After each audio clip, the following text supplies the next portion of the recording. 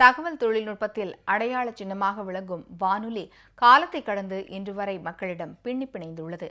இது குறித்த ஒரு செய்தி தொகுப்பு.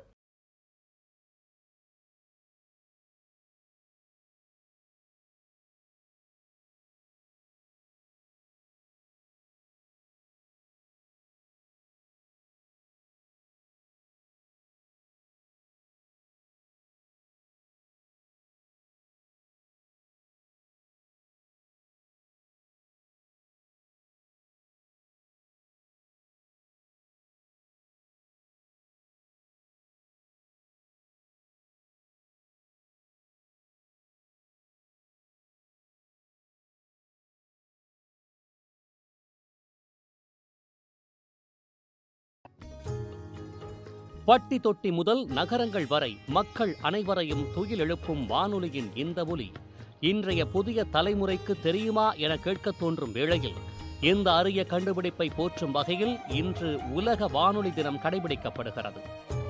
இத்தாலியைச் சேர்ந்த குலிஸ்மோ மார்கோனி வானொலியை கண்டுபிடித்தார். நீண்ட தூரம் ஒலிபரப்பப்படும் வானொலியின் தந்தை என அழைக்கப்பட்டார்.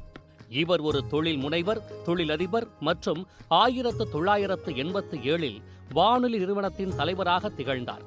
வானொலி மற்றும் அதனுடன் தொடர்புடைய கருவிகளை கண்டுபிடித்தார். ரேடியஸ் என்ற லத்தீன் மொழியில் இருந்து தோன்றி ரேடியோ என மருவி உள்ளது. நவீன உலகின் புதிய தகவல் தொடர்பு சாதனங்களான தொலைக்காட்சி, தொலைபேசி, இணையதளம், முகநூல் போன்றவைகள் அதிகரித்துவிட்ட போதிலும் செய்தி ஊடகத்தின் முன்னோடி வானொலி. தகவல்களை மக்களிடம் விரைவாக கொண்டு சேர்ப்பதில் வானொலி பெரும் பங்கினை அளவிட முடியாது. உலகம் முழுவதும் லட்சக்கணக்கான வானொலி நிலையங்கள் உள்ளன. சென்ற நூற்றாண்டில் பேரிடர் குறித்த தகவல்கள், போர் அறிவிப்புகள், மரணச் செய்திகள், முக்கிய நிகழ்வுகளின் தகவல்கள் போன்றவற்றினை ஒலிபரப்பு வாயிலாக மக்களுக்கு கொண்டு சேர்த்தது வானொலி என்பதில் சிறிதும் ஐயமில்லை. ஐக்கிய நாடுகள் சபை கடந்த 2011 நவம்பர் 3 பிப்ரவரி 13 உலக வானொலி நாள் என அறிவித்தது.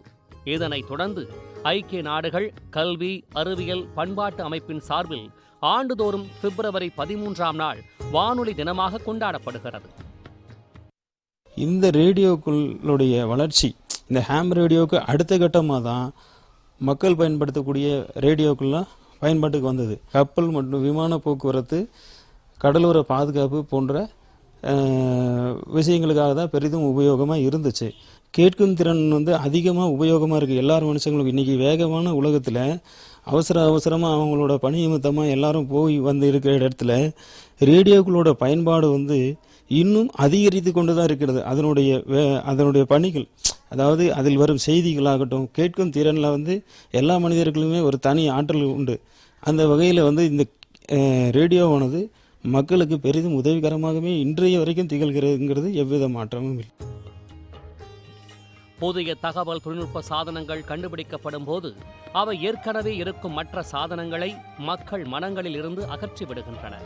ஆனால் காலம் கடந்த நிலையிலும் பேருந்துகள், கடைகள், அலுவலகங்கள் போன்றவற்றில் ஒரு அங்கமாகிவிட்ட வானொலி இன்றளவும் மக்கள் மனங்களில் ரீங்காரமாய் ஒலித்துக் கொண்டிருக்கிறது. ஜெயா பிளஸ் செய்திகளுக்காக கோவை சுதேவனுடன் தங்க